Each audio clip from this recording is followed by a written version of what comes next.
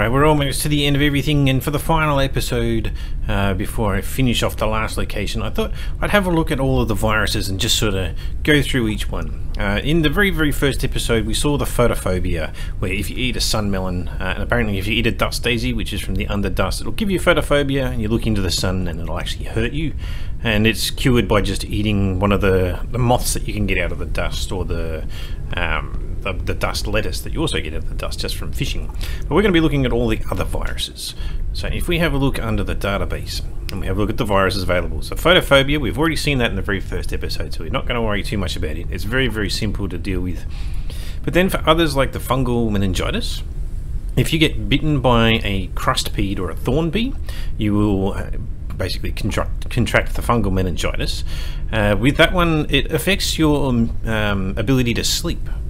And so you can't actually go to sleep, your energy runs out and you can die, and you've got to basically use foods like the isotonic thing, and there's some other plants you can cook up that will give you energy. I guess the honey is also one that gives you really good energy. But to be able to fix that, you need a brain cleanser. Alright, so we go and look at the brain cleanser. We might as well do that now while we go through each one.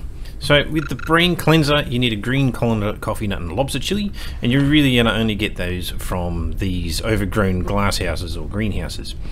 And the next one, when we have a look at our viruses, we have our gastroenteritis, so you basically just eat raw food, and you'll need a electrolyte pill.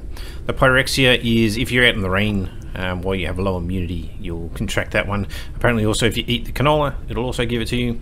Other than that, the hemorrhage one is the lolling grass cricket. If you get bitten by one of those, you'll basically bleed to death. And with the, I guess they really sort of cover that with the other ones. We'll look at what is required. So gastroenteritis, I haven't really had that one. It just accelerates your thirst and hunger. I mean, that's not really that difficult to deal with, I guess. At the end of the day, the food and water is really easy to come by.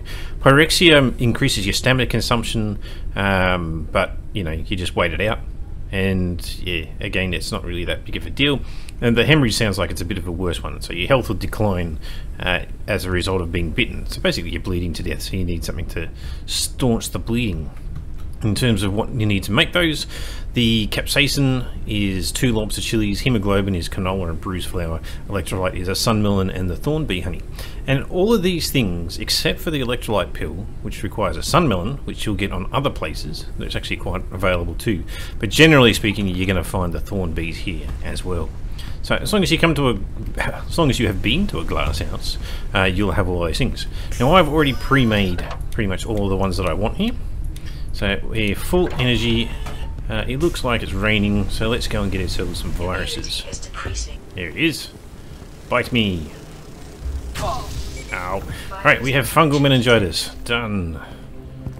All the way to the tippy top. And what we're looking for, there was one just over here. We have the lulling cricket. Bite me.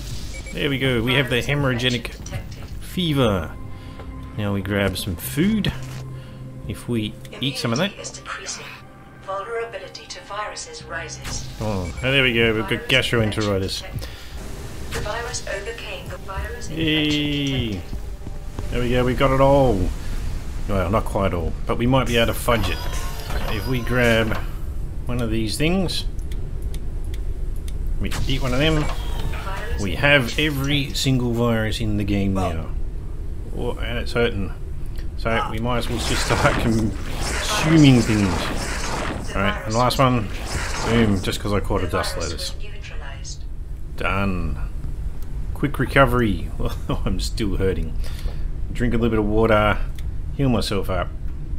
And we're good as new again, even though we managed to contract every single virus in the game. And so from here, I guess I need to finish things up.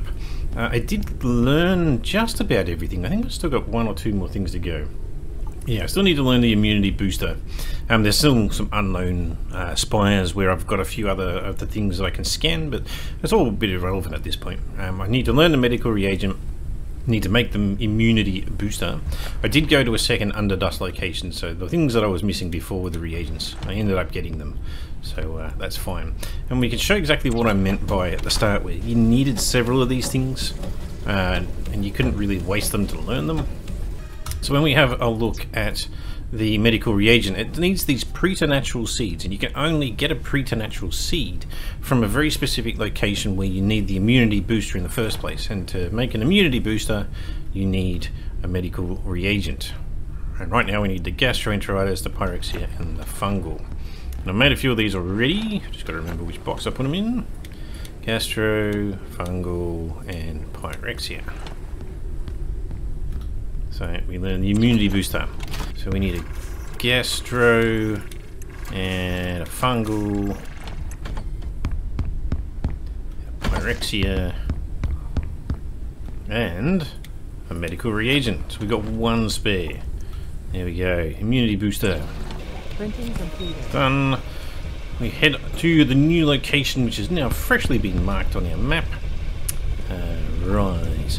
Now we actually passed one of these very early on in what was meant to be just a little quick coverage video of this stuff, but turned into 3 episodes.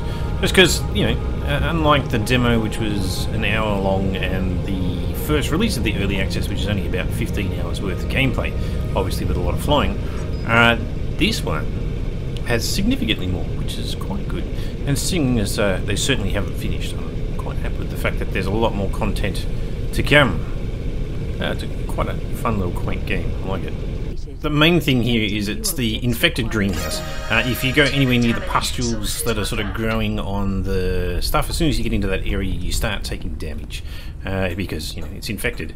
It's kind of like a radiation style damage. For now, we do need to boost our system. We're going to get ourselves all rested up, and then we're going to get stuck into it. Okay, we're about as good as we're going to get. Could do a little bit more food, but we'll be fine. So let's just show up this radiation style damage as you get too close to these things. Trespassing in a contaminated It's actually area. smashing our Watch your immunity. level. So it doesn't hurt too much, but as it drops your immunity, and as you get closer in, it hurts it even more. And so this is why you need the immunity booster, right? So we pop our immunity booster, and now we can actually survive in this Warning, area. trespassing in a contaminated area. Monitor your immunity level. You do still take damage if you touch things. And so we can actually see here, we've actually got to cross this ground, and the ground is kind of glowing, and when you touch it, it actually hurts you. So you can jump over this stuff, and it will get you through, but to overcome it completely, you need to basically find the big bad thing in the area that's causing it to happen. There's basically a nodule that needs destroying. So it's kind of like a, I guess, you're actually making some progress. Ooh, that hurt a lot. But I did bring some health packs. Ah, there's one up there. Right.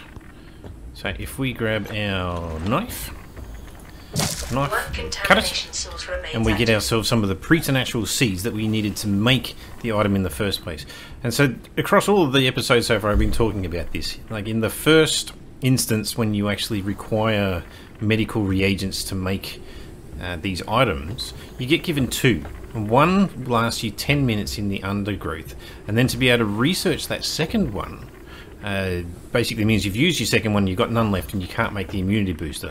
And it's possibly done deliberately that way to make you actually go into multiple underdusts, so that you actually have to go and get a couple of them to be able to do anything. But yeah, it's probably done deliberately, you know, to force you to actually go to more locations so that you find more items and actually do more things.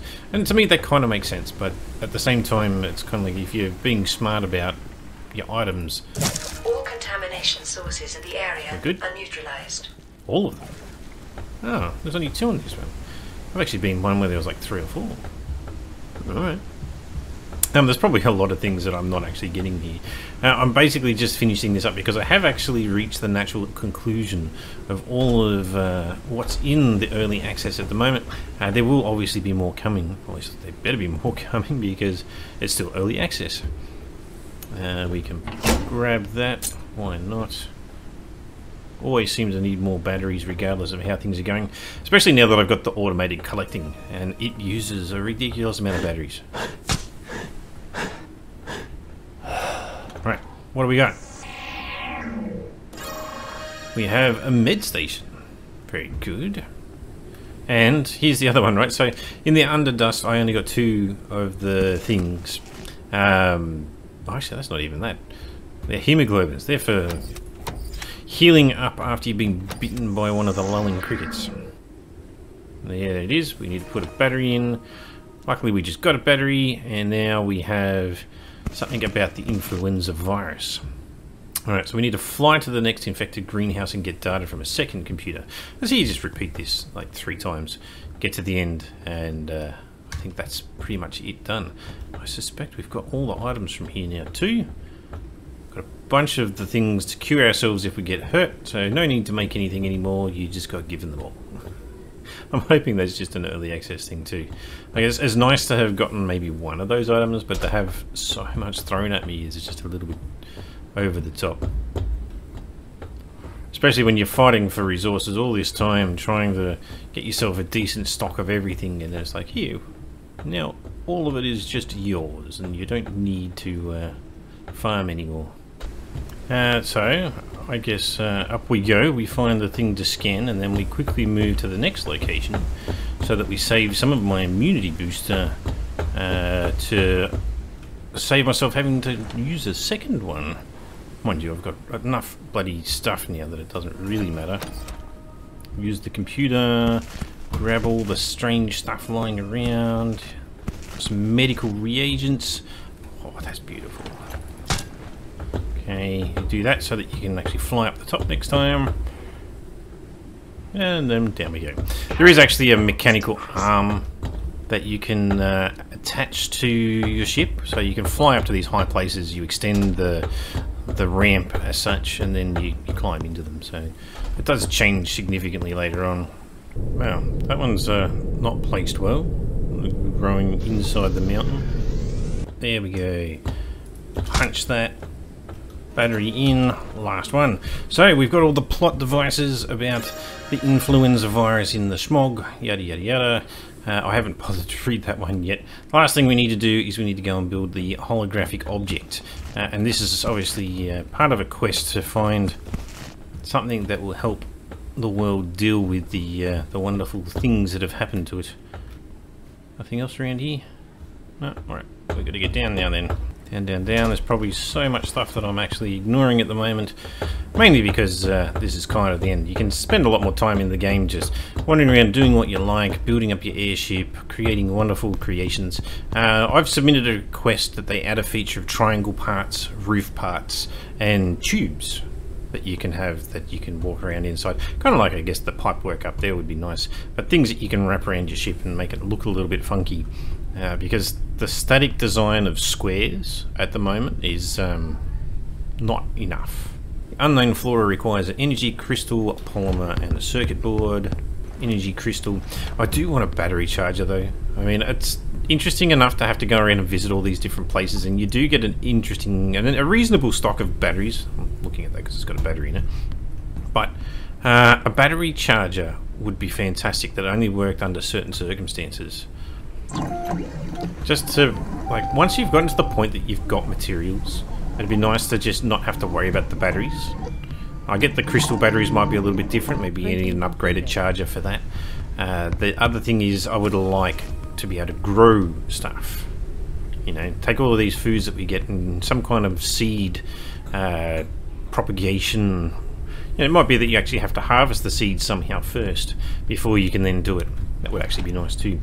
But here we go, we've got the hologram of our crazy thing. This is missing data that could help to create the medicine. We need this. Otherwise, once again, everything will die. And there we go. We've finished everything there is for the current incarnation of Early Access with the viral update.